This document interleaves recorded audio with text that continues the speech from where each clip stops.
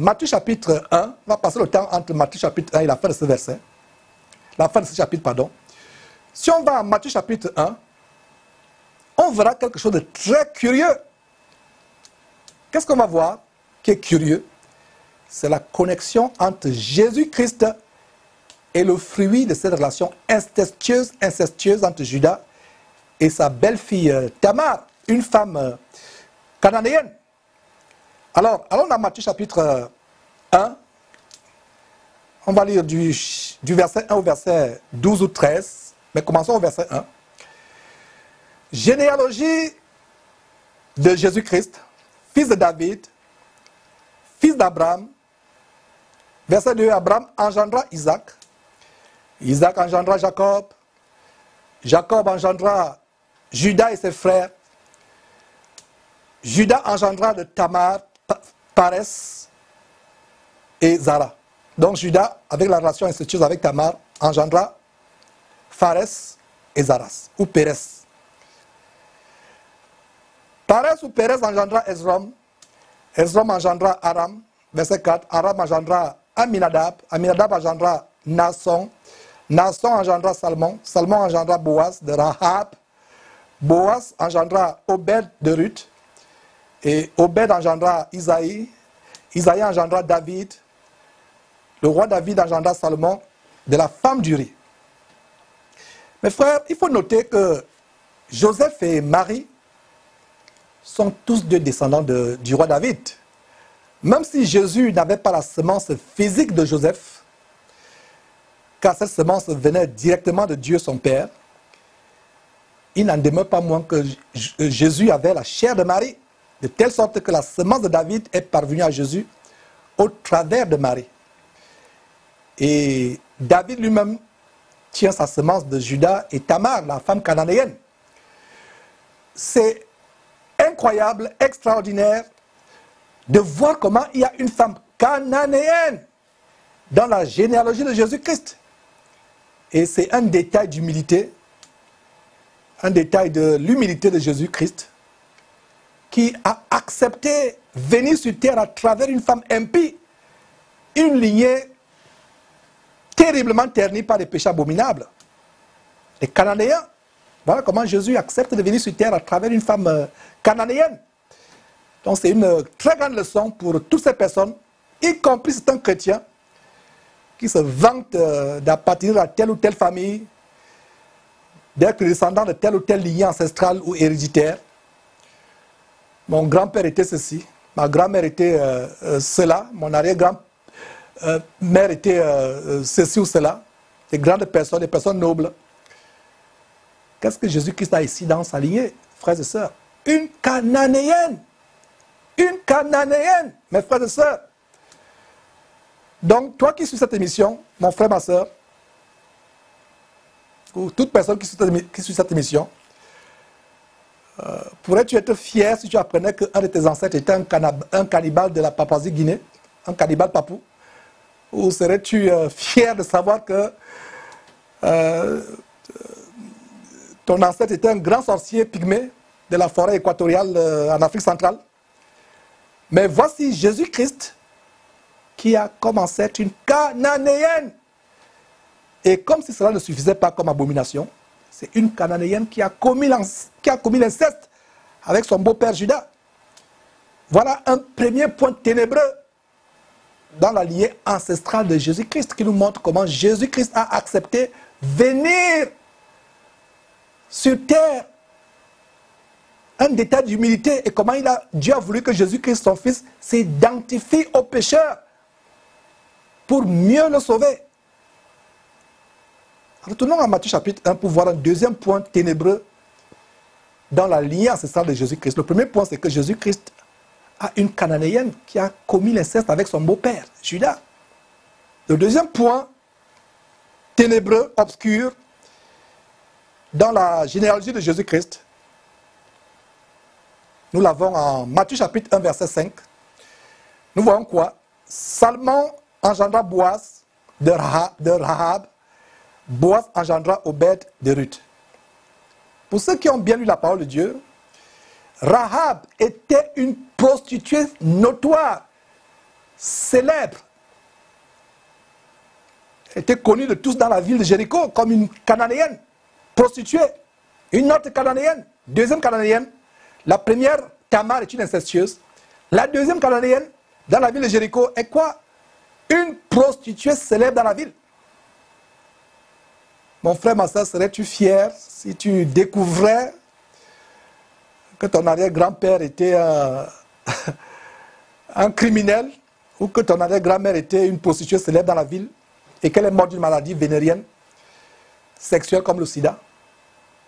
Mais voilà une prostituée dans la lignée ancestrale de Jésus. Mes frères et sœurs, voilà la lignée que Jésus, depuis le ciel, a accepté, par laquelle Jésus a accepté de venir. Depuis le ciel, son père a choisi, il a dit, mon fils, voilà là où tu vas naître. Et il a accepté.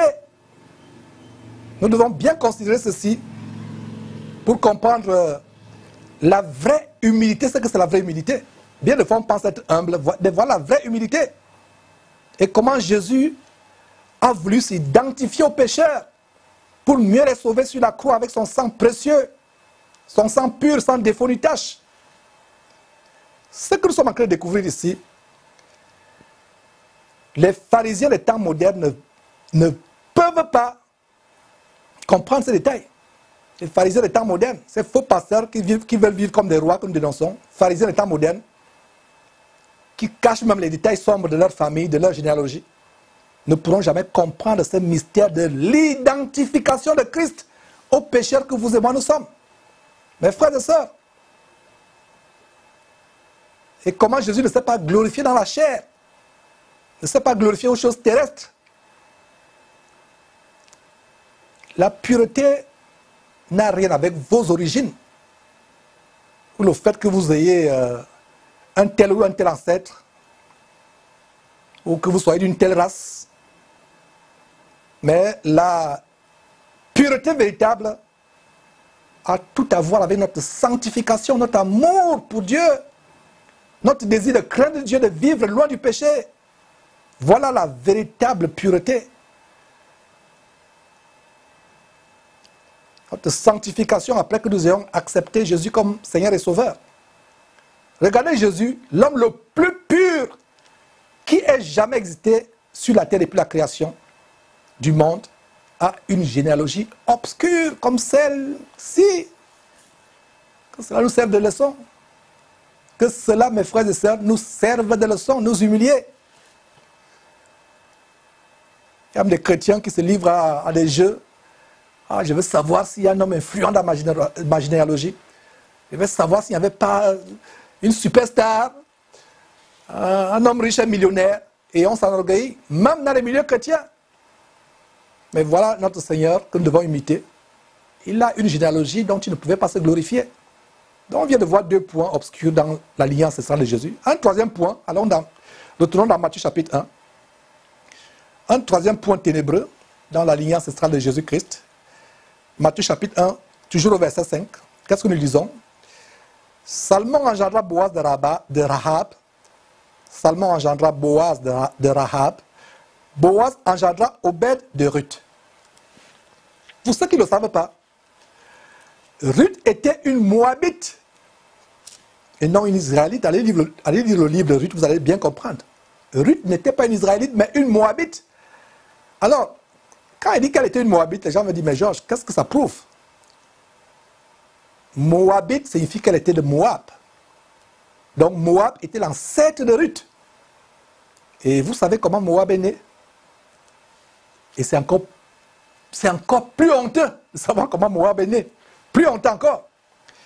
Si vous vous rappelez l'étude que nous avons faite précédemment, sur Genèse, quand on étudiait le chapitre 19, Moab est né de la relation incestueuse entre Lot et l'une de ses deux filles, après la destruction de Sodome et de Gomorrhe. Ces deux filles l'avaient abominablement drogué avec l'alcool et avaient couché avec lui tour à tour. Donc voilà comment Jésus, depuis le ciel, accepte de venir sur terre par une telle lignée abominable. Donc l'un des enfants issus de ces relations incestueuses avec Lot, le neveu d'Abraham, avec sa propre fille, c'est Moab. L'autre, c'est Ammon, où il y a les Ammonites. Et Jésus vient plus tard de qui? De Moab. Jésus, depuis le ciel, accepte de venir sur terre par une telle ligne abominablement abominable. Aucun d'entre nous, vous qui m'écoutez, moi qui parle, aucun d'entre nous sur terre, nous n'avons le choix par rapport à la race par laquelle nous venons sur terre ou la famille par laquelle nous venons sur terre. Mais Jésus pouvait, avec son Père au ciel, planifier sa venue sur terre depuis Adam et choisir une lignée pure, sans la moindre tâche. Mais qu'est-ce que Jésus accepte de choisir? Délibérément, des lignées abominables. Des Cananéennes, des Moabites, avec leurs abominations qu'on vient de voir. Mais il faut de ça que cela nous serve de leçon. Dieu, son Père, depuis le ciel, ne voulait pas que Jésus s'identifie à des hommes purs qui n'ont pas besoin d'être sauvés. Vous voyez le plan de Dieu. La Bible dit, Dieu ne considère pas ce que l'homme considère. Les voies de Dieu ne sont pas nos voies. Les pensées de Dieu ne sont pas nos pensées. Mes frères et sœurs, donc Dieu, le Père de Jésus-Christ, voulait que Jésus-Christ s'identifie à 100% aux pécheurs que vous et moi nous sommes, afin de mieux les sauver. Pensez-vous que quand les filles de Lot se livraient à l'inceste avec leur père, Dieu ne voyait-il pas cela? Pensez-vous que quand Judas a couru vers cette prostituée, Dieu ne voyait-il pas cela? Pensez-vous que quand Rahab se livrait au commerce sexuel à Jéricho, Dieu ne voyait-il pas cela? Voilà la sagesse infiniment grande de Dieu que nous sommes en train de découvrir ici. Et c'est pourtant par ces personnes abominables que je viens de citer que Dieu a voulu que son Fils vienne sur terre et son Fils a accepté. Et nous sommes loin de finir avec la lignée de Jésus-Christ. Il y a une quatrième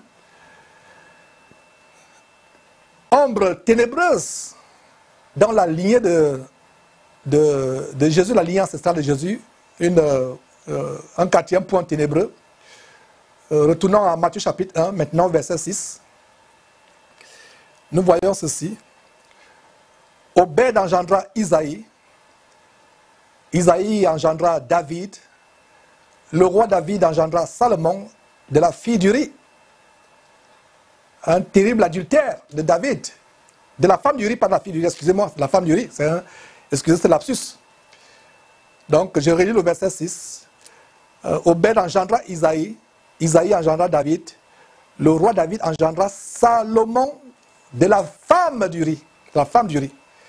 Uri, c'était un militaire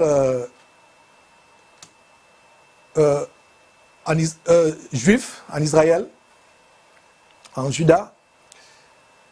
Un militaire qui était dans l'armée de David, un homme tellement pieux. Et cette année-là, David n'est pas là en guerre. Voilà comment l'oisiveté peut nous amener à faire des choses terribles. Alors, il est sur la terrasse de son palais royal. Il voit la femme d'Uri qui est en train de prendre son bain. La convoitise monte dans son cœur. Il va avec elle. Et plus tard, va faire tuer Uri en guerre. Non seulement c'était l'adultère, mais il y avait un meurtre. Donc voilà les détails de la lignée de Jésus-Christ, mes frères et sœurs. Et il faut d'ailleurs noter que David inaugure la lignée royale de Jésus-Christ. Parce que le premier roi, c'est David. Par rapport à la lignée de Jésus-Christ, le tout premier roi en Israël, avant il n'y avait que des juges. Et il n'y avait que des juges. Et Samuel fut le dernier juge en Israël. Et le dernier juge était Samuel. Et après les juges, le premier roi sera Saül. Mais Saül n'est pas de la lignée de Jésus-Christ. Donc le premier roi dans la lignée de Jésus-Christ, c'est David. Donc David inaugure la lignée royale de Jésus-Christ. J'aimerais que vous soyez tellement attentifs par rapport aux révélations que nous sommes sur le point de voir. Et donc David inaugure la lignée royale de Jésus-Christ. Nous voyons ça au verset 6, du verset 6 au verset 11. Ce sont des rois qui sont mentionnés uniquement, du verset 6 au verset 11. En Matthieu chapitre 1, ce ne sont que les rois. À partir de David au verset 6 jusqu'au verset 11, c'est les rois qui sont mentionnés.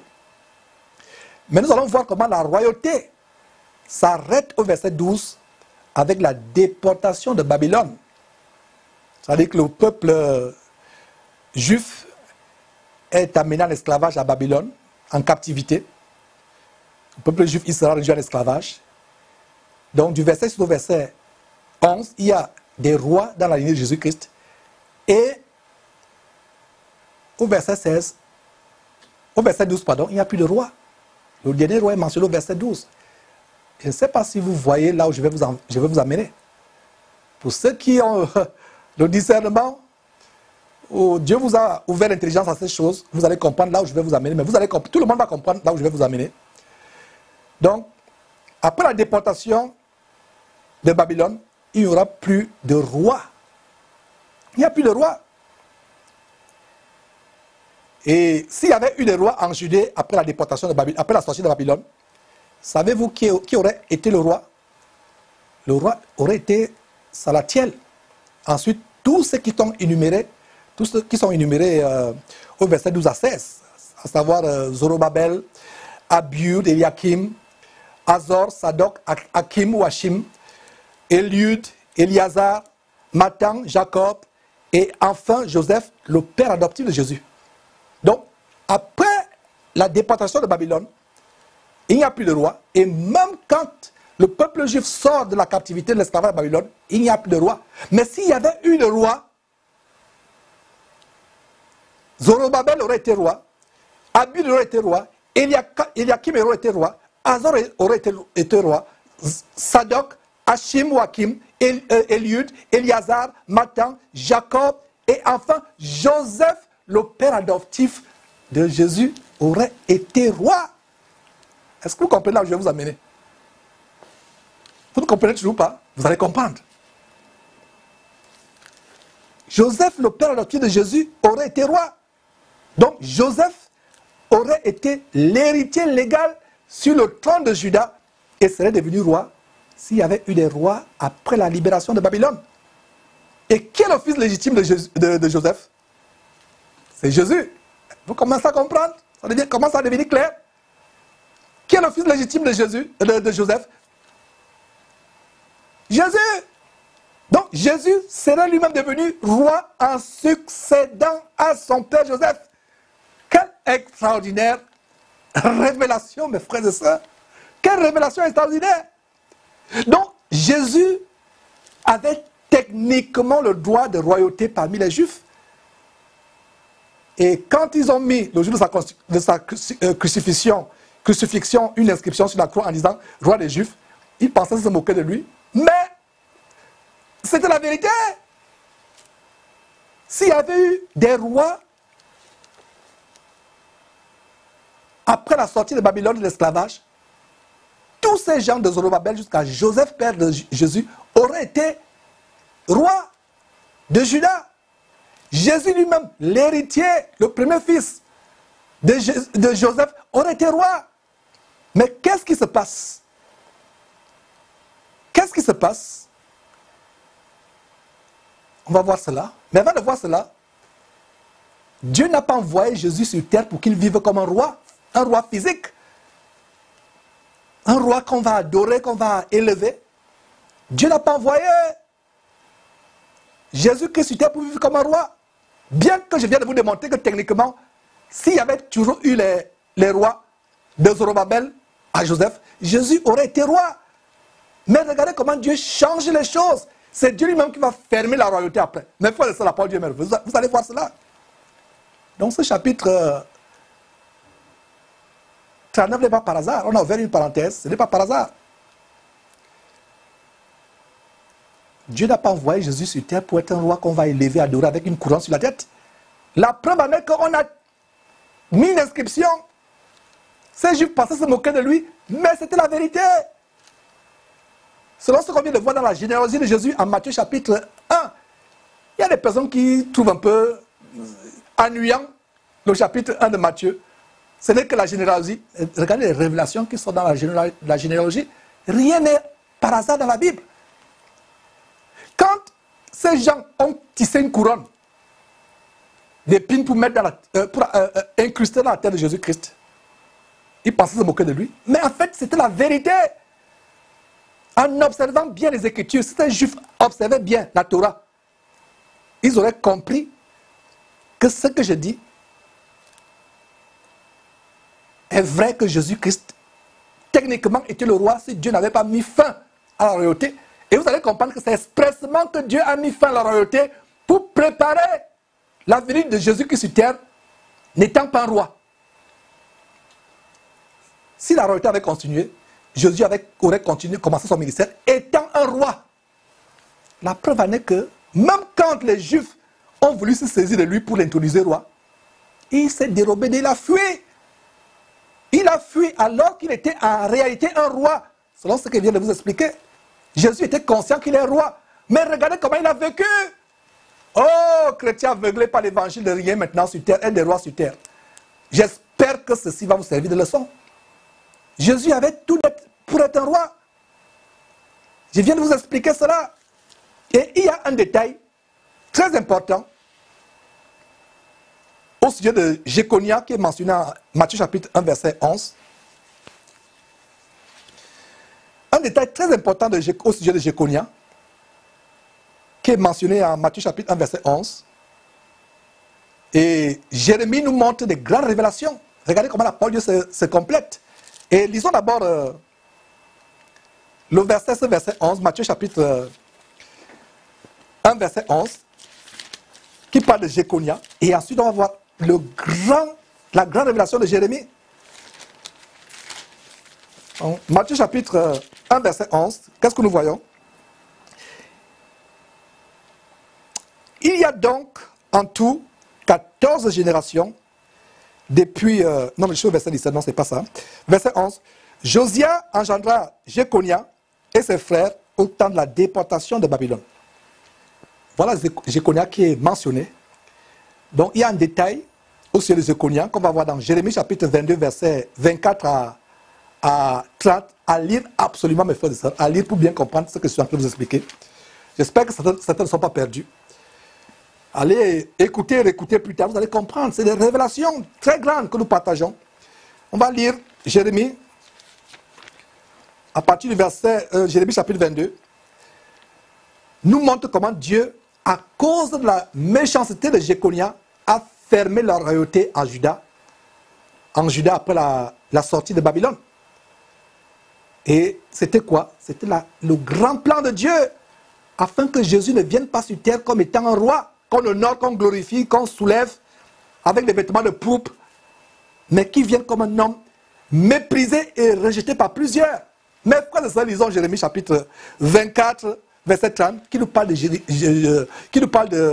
Jéconia, et qui nous révèle le grand plan de Dieu de mettre fin à la royauté après la déportation de Babylone. C'est là où on va finir au chapitre 39 et engager... C'est là où on va finir le chapitre plutôt 38 et engager le chapitre 39 par lequel on va finir l'émission d'aujourd'hui. L'enseignement d'aujourd'hui. Alors, Jérémie, Ésaïe, Jérémie, chapitre 22. Chapitre 22, qu'est-ce que nous lisons? Lisons ensemble, mes frères et sœurs. À partir du verset 24, qu'est-ce que nous voyons? Je suis vivant, dit l'Éternel, quand Jéconia, fils de Joachim, roi de Juda, serait un anneau à ma main droite, je t'arracherai de là. Voilà. Je relis, je suis vivant, dit l'Éternel, quand Jéconia, fils de Joachim, roi de Juda, serait un anneau à ma main droite, je t'arracherai de là. Ça veut dire que même si Jéconia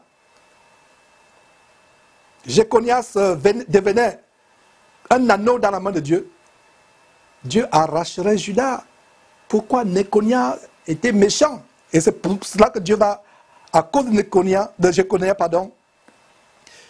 ou Jéconias, mettre fin à la royauté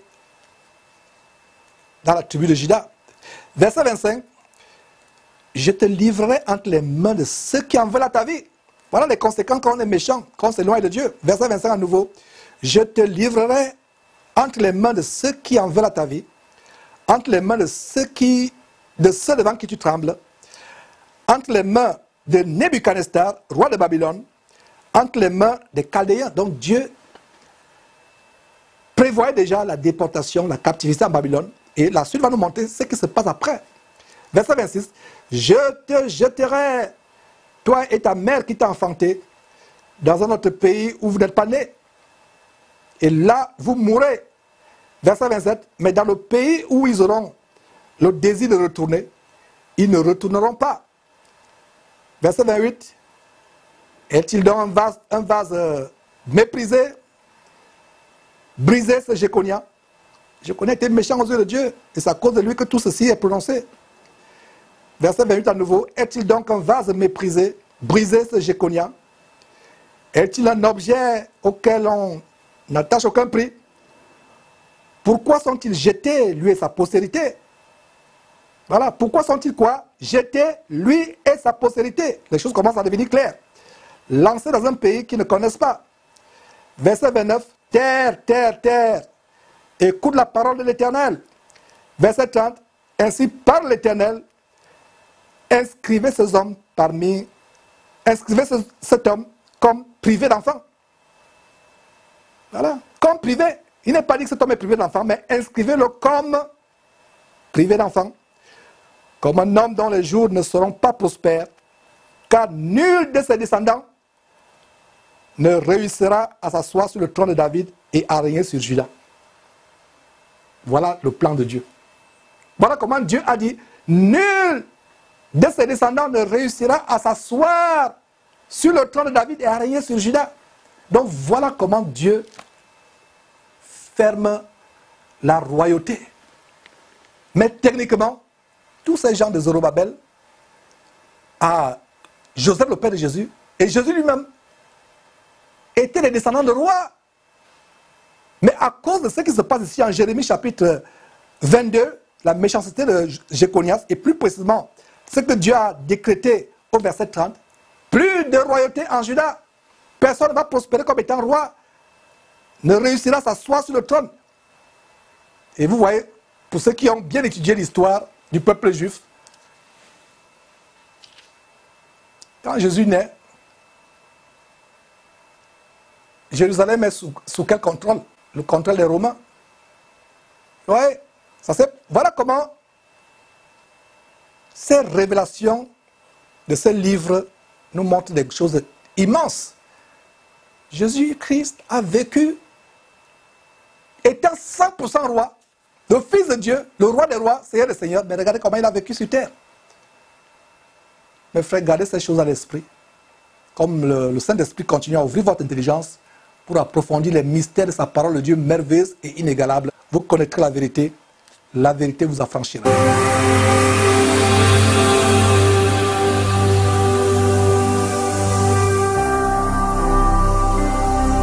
Jésus-Christ TV, vous connaîtrez la vérité et la vérité vous affranchira.